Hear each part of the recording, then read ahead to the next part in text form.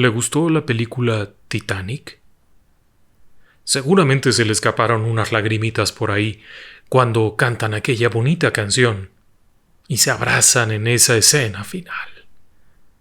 Y seguramente también habrá escuchado usted, ahora que fue el mes de abril, numerosos periodistas, cronistas y todo tipo de personas decir que el Titanic fue la peor tragedia marítima de todos los tiempos. Pues definitivamente no lo fue. Está bien que le haya gustado la película. Está bien que se le hayan salido unas lagrimitas en la escena final con la música bonita. Pero el Titanic está muy lejos de ser la peor tragedia en la historia. Y si no me cree, ¿por qué no se queda conmigo y lo averiguamos juntos?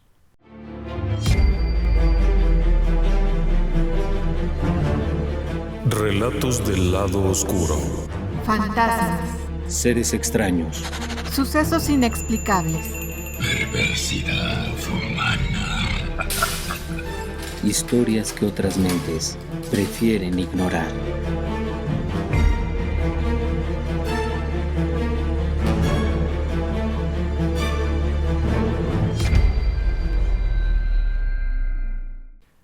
Déjeme que lo lleve a Filipinas. Es 1987. Filipinas, en el Pacífico Sur, es un archipiélago. Está compuesto de cerca de 7,000 islas. Algunas de ellas son muy pequeñas, apenas con un puño de habitantes. Otras son bastante grandes. Su capital, Manila, se encuentra en una de las islas grandes, en Luzón, pero también está la isla de Leyte, que es bastante grande. Por tratarse de islas, el tráfico marítimo es enorme. La gente no tiene muchas formas de trasladarse de un lugar a otro si alguien quiere ir a la capital, mientras que en Argentina, en España, en México, se toma un autobús, un autocar. En estos lugares hay que viajar por mar, de alguna manera. Para 1987, Filipinas está más o menos a gusto. La presidenta de turno, Corazón Aquino, es una persona que ha luchado mucho por llegar ahí. Es la viuda de Benigno de Aquino, que fue un luchador social. Filipinas vivió cosas muy feas. Comencemos porque fue conquistada por los españoles, quienes la hicieron una colonia hasta probablemente principios del siglo XX. Después, se convierte en colonia norteamericana. Después la invaden los japoneses en la Segunda Guerra Mundial y aquello se vuelve un caos. Después regresan los norteamericanos y hasta que por fin aquello queda en una especie de democracia. Ciertamente hay revueltas aquí, hay revueltas allá, hay un levantamiento armado por allá, pero la gente está bien, o por lo menos están un poco más tranquilos. Ese diciembre de 1987, las personas comienzan a hacer planes. Hay que moverse, hay que ir a visitar a los familiares y, como le digo, para hacer esto, hay que montarse en un barquito. Hay una flota de transbordadores, también conocidos como ferries, de unos 250 transbordadores, que recorren todo el tiempo las diferentes islas. Es la vía más práctica de comunicación. También hay aviones, pero es mucho más caro. Y el barco resulta adecuado.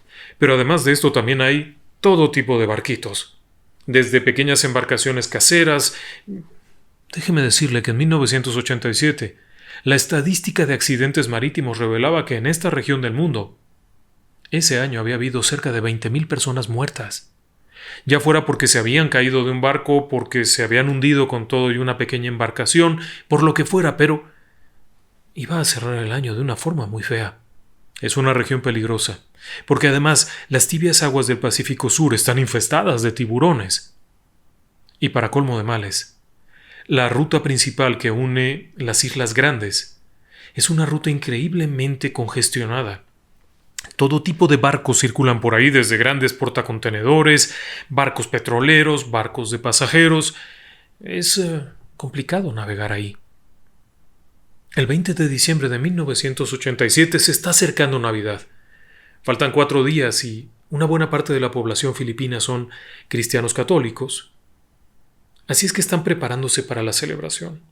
Esto significa que muchísimos de ellos van a trasladarse hacia alguna otra isla, y ahora estamos en Leyte, en la isla de Leyte, en el puerto, en este puerto de Tlacoban.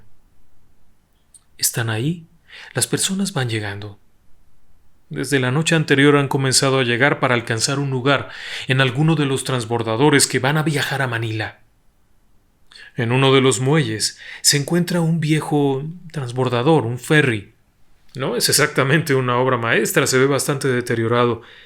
Pertenece a una línea que se conoce como Sulpicio, la línea de transbordadores Sulpicio. Y el barco se llama Doña Paz. Es un viejo barco de origen japonés que está transitando continuamente. Viaja 2 veces por semana a Manila. El Doña Paz va a hacer la ruta de Tlacoban a Catbaloyan, de ahí a Samar y de Samar a Manila. Es decir, que va a hacer varias escalas. Cruzará por el estrecho de Tablas y después irá navegando, pasará por Mindanao y navegará hacia Manila. El barco tiene una capacidad como para unos 1.500 pasajeros. 60 tripulantes se encargarán de dar servicio y atender a las personas. Es un viaje relativamente corto, son 600 kilómetros. Pero en barco eso significa muchas horas, así es que si este barco sale ese domingo 20 de diciembre de 1987, conforme está previsto alrededor de las 6:30 o 7 de la mañana, es probable que llegue a Manila alrededor de las 4 de la tarde del día siguiente, lo que significa que navegará durante la noche y amanecerá en alguna parte cercana a Luzón para después navegar hacia Manila. La gente está llegando de una forma inusual. Es evidente que son más personas de las que le caben oficialmente al barco. Hay varios detalles interesantes ahí. Los que están observando la llegada de los pasajeros tomarían nota de 2 cosas. La primera, las personas llegan con niños pequeños. La línea Sulpicio ofrece el beneficio de que los niños menores de 4 años no pagan pasaje, pero tampoco se registran como pasajeros, es decir, que no se contabilizan. Y siguen subiendo. Los oficiales del puerto no van a decir nada. Se acerca Navidad, ¿quién diría algo? Todo lo contrario, sigan subiendo, todos los que quepan, métanlos, apriétenlos un poquito para que haya un buen regalo de Navidad. Sí, Filipinas en los años 80, al igual que muchos países, tiene un problema de corrupción, por lo que los oficiales del puerto muy probablemente reciban alguna dádiva a cambio de voltear la cara hacia otro lado y dejar que sigan subiendo. Pero además hay otro problema. Parte del regimiento del ejército filipino que está destacado en Leyte ha sido enviado a casa, a Manila.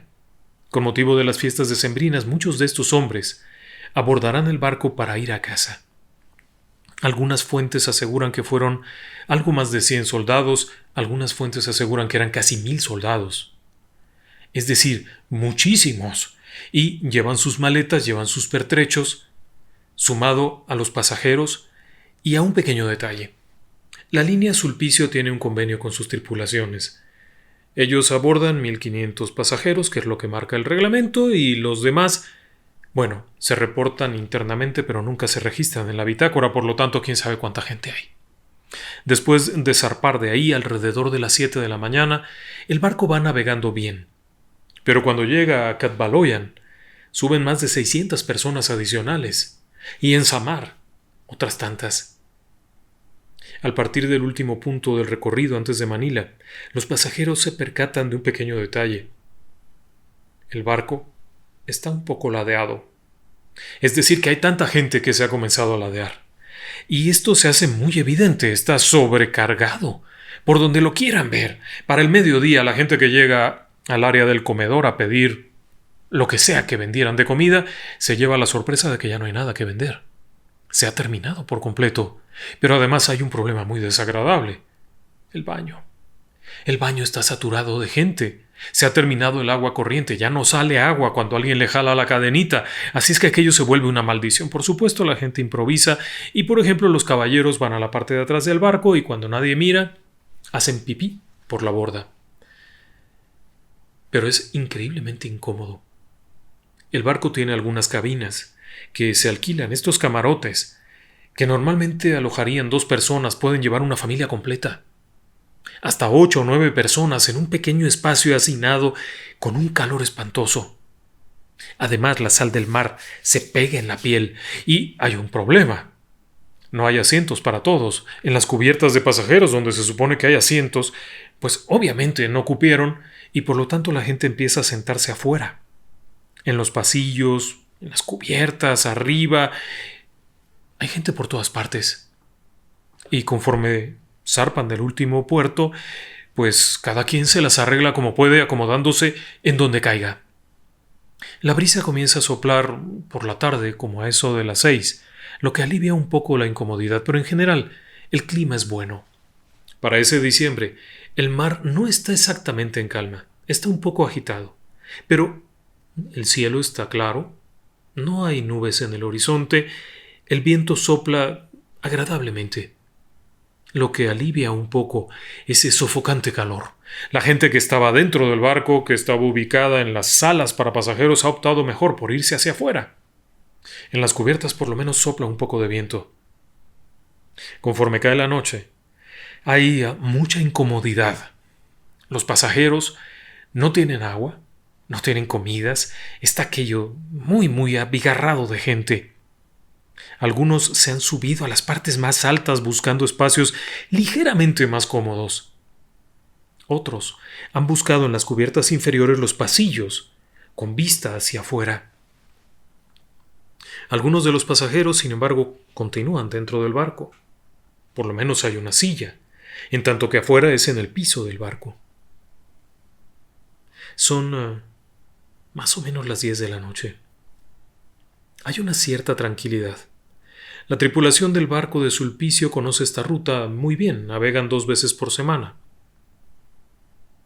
Así es que tranquilamente van navegando. Paralelamente, y a la distancia, se encuentra otro barco. Se trata de un pequeño petrolero, el MT Vector. Pertenece a una compañía filipina. Está trasladando combustible de alto octanaje para Chevron, en aquel momento conocida como Caltex. Este combustible es en general gasolinas, querosene. El barco es un pequeño barco, son 500 y pico de toneladas, así que es un barco muy pequeño, tiene 12 o 13 tripulantes y está trasladando estos 8.800 barriles de combustible. Es un barco relativamente nuevo, fue puesto a flote en los años 80 tempranos, 1980 más o menos. Su destino ha comenzado en Limay, en la isla de Batán, y se dirige hacia Masbate. Tiene el objetivo de llegar al día siguiente. Ambos barcos están navegando en sentidos opuestos. El MT Vector además es un barco muy lento. Navega a unos 8 kilómetros por hora. En tanto que el barco de pasajeros, el Doña Paz, es algo más rápido, pero tampoco es un bólido. Va a unos 24 kilómetros por hora. Todo marcha normalmente. A pesar de las incomodidades, a pesar de las molestias, todo marcha normalmente. 10:30 de la noche. Uno de los pasajeros recibe el llamado de la naturaleza y por lo tanto desea buscar la borda del barco para orinar. Así es que, librando a un montón de gente, va brincando unos otros, buscando un huequito donde no haya alguien y discretamente poder liberar aquello. Llega a un punto del lado de estribor en donde casi no hay nadie. Observa bien y se dispone a orinar. Mientras está haciendo esto, observa a una cierta distancia las luces de navegación de un barco. Sabe lo que son. Es gente que ha vivido toda su vida en el mar, se han trasladado muchas veces y observa estas luces que vienen en sentido opuesto. Distingue claramente porque son de diferente color. Las de un lado son de un color y las del otro de otro, de tal forma que se sepa en qué dirección va el barco. Pero para su asombro, observa que aquel barco hace movimientos y se acerca peligrosamente al Doña Paz, hasta el punto en el que alcanza a distinguir las luces en el puente de mando de aquella embarcación. Para su asombro, no hay ningún cambio de dirección, aquella cosa viene directo hacia el Doña Paz. El sujeto brinca de donde está y corre en dirección hacia donde recuerda haber dejado a su hija.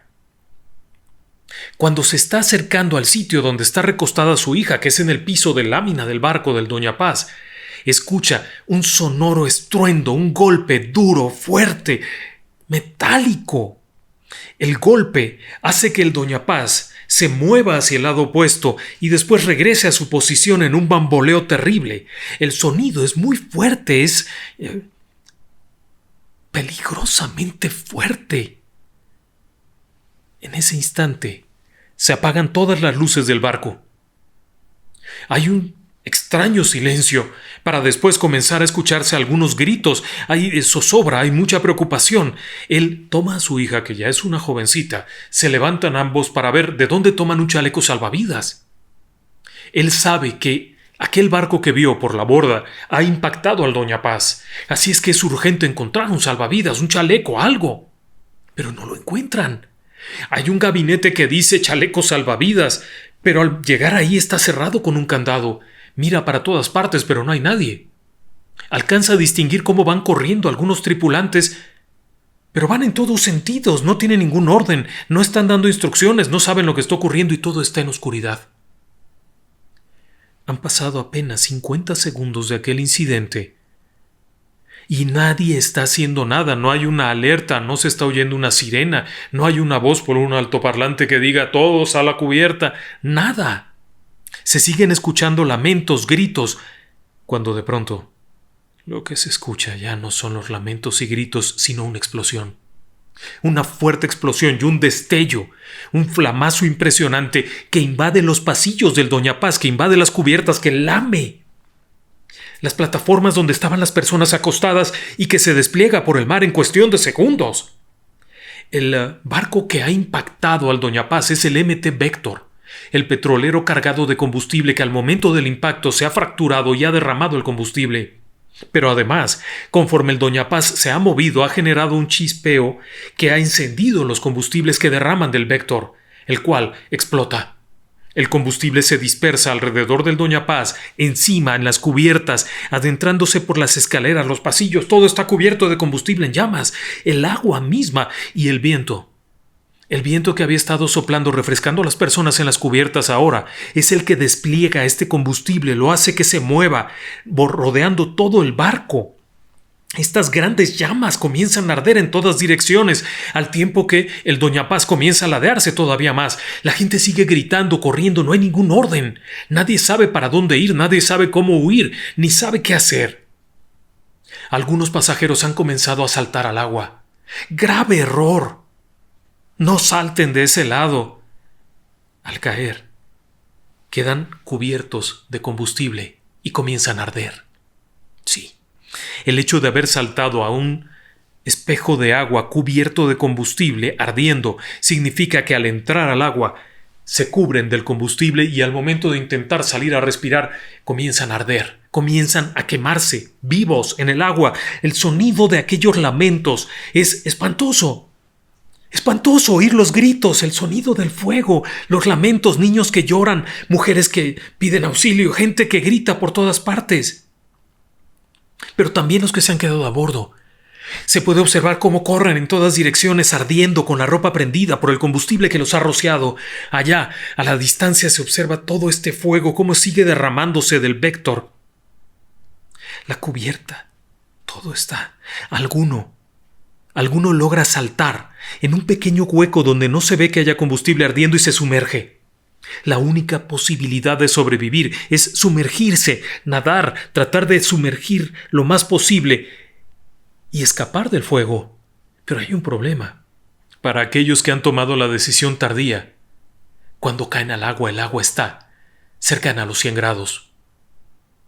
Se están cociendo en el agua, se están cocinando en el agua. No pueden sumergirse más porque el primer impacto con agua arriba de 60 grados les impide moverse, se comienzan a quemar, se empieza a desprender la piel y estas personas empiezan a ahogarse. Los que han logrado sumergirse un poco y después sacan la cabeza tienen que sacarla en medio de cuerpos que están horriblemente quemados. El olor del combustible impregna el ambiente a 13 kilómetros de ahí. Otro transbordador de la misma compañía alcanza a ver el destello y el fuego que arde a la distancia. Son 13 kilómetros, pero no hay ninguna señal de alerta. No han escuchado ninguna llamada de ayuda, un mayday, algo. Sin embargo, el capitán del otro barco decide dirigir su nave hacia donde ve el fuego. Supone que algo grave está ocurriendo. Ese fuego no es normal. Le tomaría unos 25 minutos llegar allá.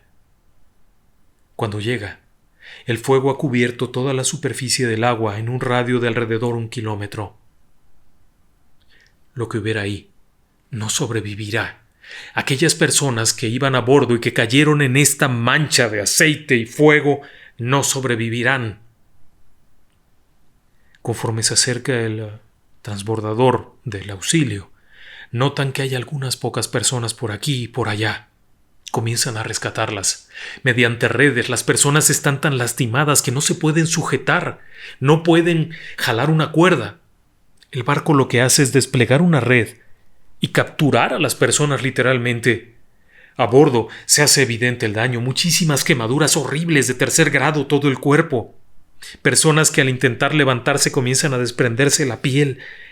Las escenas son terribles.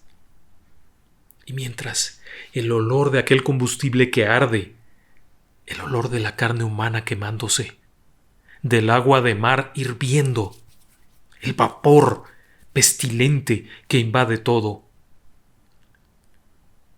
Cuando han transcurrido 2 horas, el Doña Paz se gira y se sumerge yéndose al fondo. Unas 2 horas después, el MT Vector también se iría al fondo. De todas las personas que estaban allí, solamente unas 26 personas han sobrevivido. Son los que están a bordo del transbordador. 24 son pasajeros del Doña Paz. 2 son tripulantes del Vector, que providencialmente fueron lanzados al agua con la explosión. Se encontraban durmiendo en la cubierta posterior y con la explosión salieron volando y cayeron al agua. Tomaría 8 horas antes de que las autoridades filipinas supieran que había habido un accidente y que un barco se había hundido. Pero todavía tomaría otras 8 horas antes de que el primer barco de rescate llegara a la zona. Obviamente no había nada ya cuando llegaron. No había barcos, no había nada. Ni siquiera cadáveres. Los cadáveres fueron arrastrados en cierta medida hacia la costa.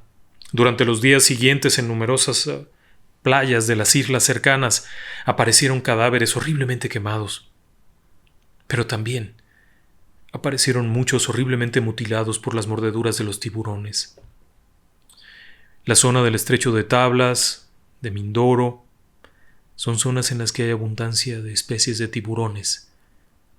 Se cree que muchas personas que pudieran haber sobrevivido, pero que no fueron localizadas en ese momento, habrían sido devoradas por los tiburones. ¿Qué fue lo que ocurrió? ¿Cuántas personas murieron? ¿Por qué se considera que fue peor que el Titanic? Déjeme que le explique una cosa. En la primera investigación se dijo que había 1.548 pasajeros, apenas unos pocos más de los que permitía la autoridad portuaria. La realidad es que a bordo había 4.400 personas y 60 tripulantes, de los cuales únicamente sobrevivieron 24.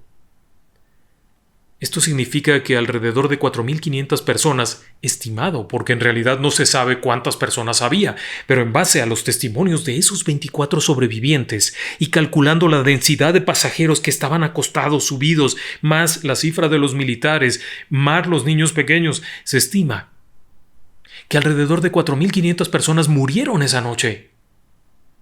El Titanic se llevó al fondo del mar a 1.100 personas.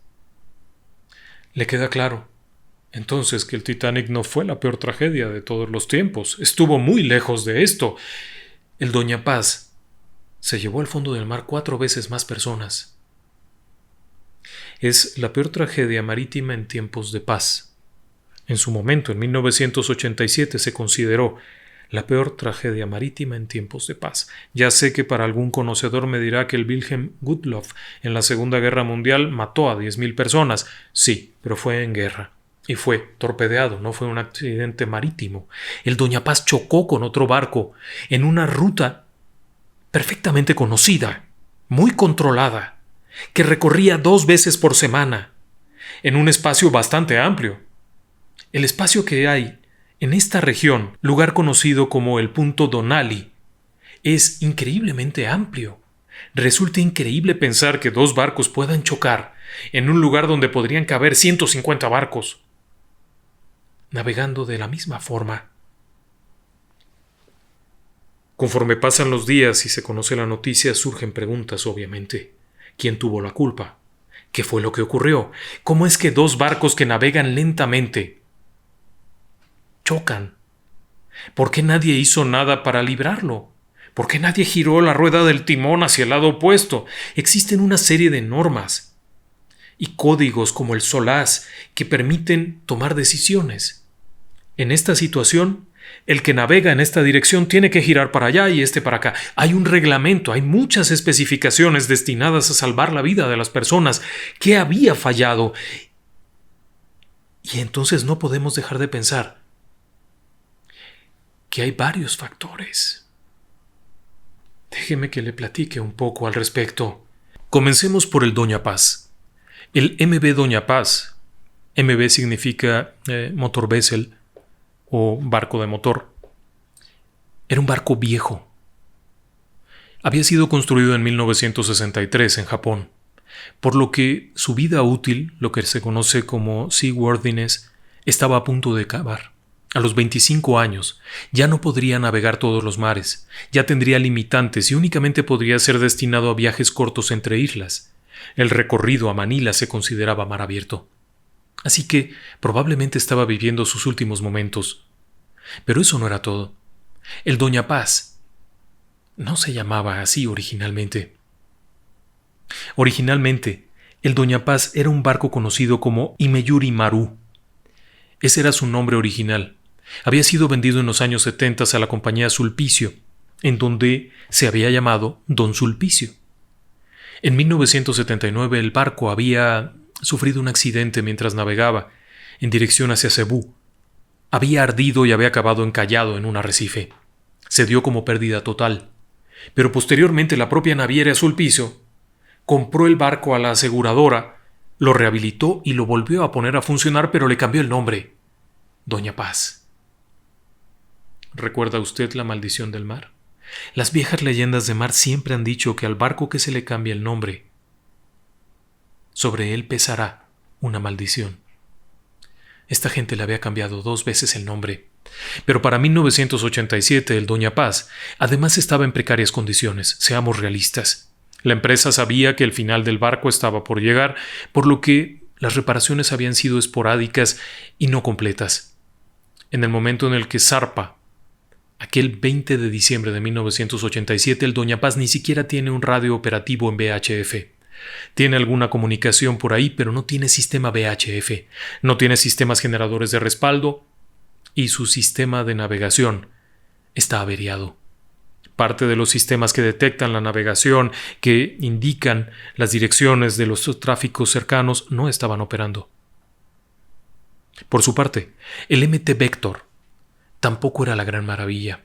Era un barco pequeño, pero era un barco que tenía numerosos problemas. Había sido puesto a flote en 1980 y también tenía otro nombre. Originalmente había sido construido como Oil Nick II, pero en 1987, poco antes, había sido comprado por la empresa Vector y había sido nombrado MT Vector. El Vector además era un barco con muchos problemas.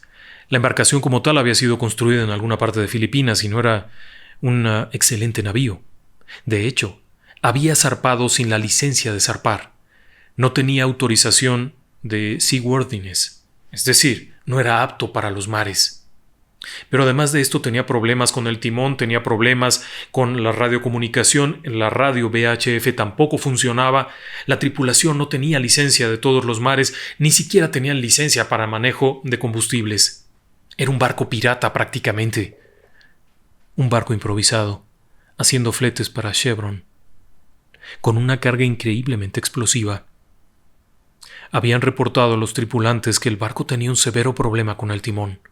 Se requería de 2 hombres para poder hacer que girara. Y cuando lograban hacerlo girar, el barco seguía en esa ruta. Así es que había que regresarlo a su posición manualmente, lo que hacía que el barco describiera una trayectoria en zigzag. No contaba con sistemas de navegación automáticos, no tenía sistemas de detección de radar, su radar no estaba operativo. Era un barco que no debería de haber navegado. De hecho, ambos barcos estaban en condiciones bastante lejanas a lo ideal. El Doña Paz, con un sobrecupo espantoso, con problemas de comunicación, con problemas de navegación, un barco viejo y en malas condiciones. Aún así, durante las investigaciones posteriores asaltó la duda: ¿cómo rayos pudo haber ocurrido aquello? Aun cuando ambos barcos estuvieran en malas condiciones, en una noche clara, a baja velocidad, en un mar relativamente en calma, aun cuando estaba un poco agitado, en una ruta comercial muy conocida, ¿cómo fue que no pudieron detectar la presencia del barco? Y entonces vendría una respuesta aterradora.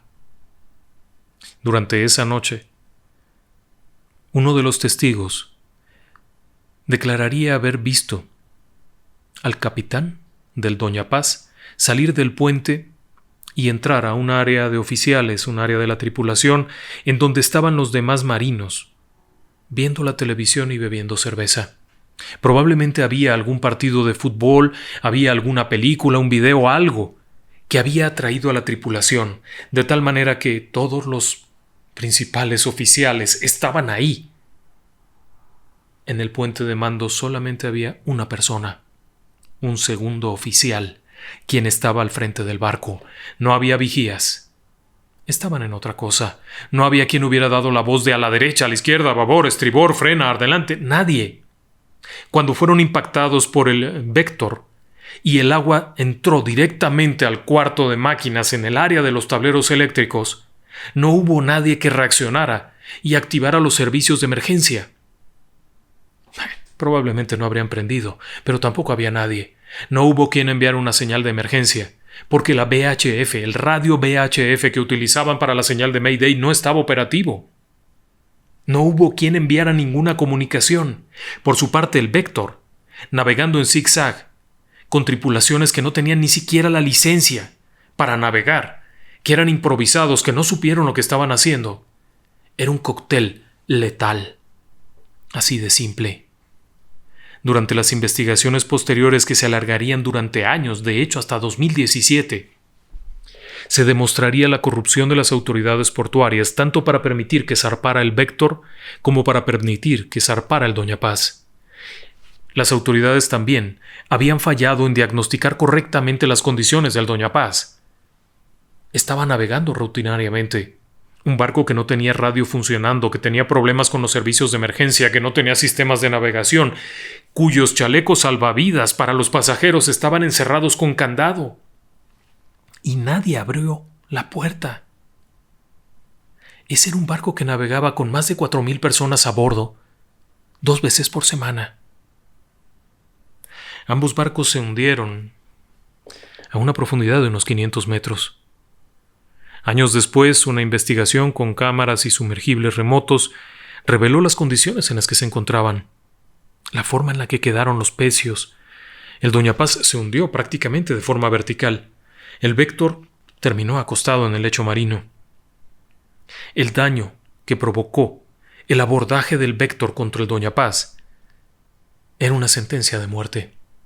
El barco estaba condenado, pero no tendría por qué haber ocurrido así. Si usted me lo pregunta, esta sería una de las peores tragedias marítimas en tiempos de paz. Claro que hay que considerar que la principal tragedia fue la corrupción. Algún tiempo después, las altas autoridades filipinas determinaron que el culpable era el MT Vector. Y tenían razón en lo que decían. Había que encontrar un culpable, alguien que pagara los platos rotos. El Vector no tenía licencia de navegación, sus tripulantes no tenían licencia de navegación. Así es que realmente no importaba cómo hubiera estado el Doña Paz, ni lo que hubiera ocurrido ahí. El juicio determinó que la empresa Vector tendría que pagar las indemnizaciones a los difuntos del Doña Paz. El único detalle es que al haber registrado únicamente 1.518 personas, solamente esas 1.518 personas recibirían la indemnización, en tanto que otras 3.000 personas muertas no tendrían derecho a ningún reclamo. Pero además, esas 1.500 y pico de personas que recibieron una indemnización recibieron aproximadamente $4,000 de 1987 por la persona que había fallecido. Se consideró que era una burla. Esto generó muchos problemas para Corazón Aquino, la presidenta en turno, y posteriormente para los siguientes gobiernos también generaría muchos conflictos. Finalmente, en el 2017, una serie de estudios sobre las condiciones reales del Doña Paz terminarían por determinar que también la empresa Sulpicio tendría que haber pagado una indemnización a todos aquellos que pudieron acreditar haber estado a bordo del Doña Paz. Así que si usted pensaba que el Titanic, con esa bonita canción, era la peor tragedia marítima de todos los tiempos, lamento informarle que no. Definitivamente no. El Doña Paz causó la muerte de 4 veces más personas en condiciones atroces, mientras que la muerte en el Titanic fue ocasionada principalmente por hipotermia, lo cual es una muerte pacífica, llamémosle de alguna forma. Las personas se van quedando dormidas. Las personas que murieron en el Doña Paz murieron quemadas, tanto cocidas como quemadas por petróleo ardiente. Una muerte espantosa. De ahí que se le llame el infierno de las Filipinas. ¿Usted qué piensa? Permítame mandar algunos saludos. Antes que nada, queremos mandar una fuerte felicitación a Diana Morelos. Ella cumplió. Ayer, 11 de mayo, fue su cumpleaños. Le mandamos un fuerte abrazo. También a María Elena PM. Ella saluda a su hijo Jaime Abraham. Ella nos reporta que él cumple años el día 13 de mayo. Están en la Ciudad de México, en La Marquesa. Es Jaime Abraham Sandoval Patiño. Muchas gracias por acompañarnos. Muchas gracias a estas familias cariñosas. Y bueno, tenemos también muchos saludos para Yadira, de parte de su esposo Eric, para la familia Martínez Canseco, que está en León, Guanajuato, para la familia Orozco de la Ciudad de México. Los saludos los manda Ernesto, que está en Estados Unidos y se acuerda mucho de ustedes. También para Mary Jane Steele, que saluda a Rafael Ortiz Álvarez, José Carlos Peláez, quien manda muchos saludos a sus amigas Karina y Reina. Mario Alonso Arenas Díaz, que él es nuevo en el canal, pero pues nos acompaña y nos da mucho gusto, así es que le mandamos un fuerte abrazo a Mario Alonso. Gwendolyn Monreal, Ángel Varga, Vanna Hein Freya, Brenda Medina y su hermana Toto, que están en Aguascalientes, en México, para Carlos Ramos Rosete. Carlos Ramos Rosete ha sido un amigo nuestro del programa desde hace tantos años que nos da mucho gusto verlo ahora que está con nosotros en YouTube. Es algo que nos emociona, Carlos. Lo recordamos con mucho cariño del programa de radio de toda la vida. Y él manda muchos saludos a sus hijas Nadia Montserrat y Mireya. Muchas gracias. Para Frank Sosa, un abrazo. Para Rosa Martínez, que está en Dallas, Texas, también le mandamos un abrazo. Y bueno, para César Acosta. César Acosta recibe una fuerte felicitación de Carolina Quirós, su esposa, por su cumpleaños. Le mandamos un fuerte abrazo. Para Bernardo López, él cumplió el 4 de mayo, pero bueno, no lo habíamos podido felicitar. Ahora ya lo estamos felicitando. Muchísimas gracias a todos ustedes. Muy buenas noches y que descansen en paz.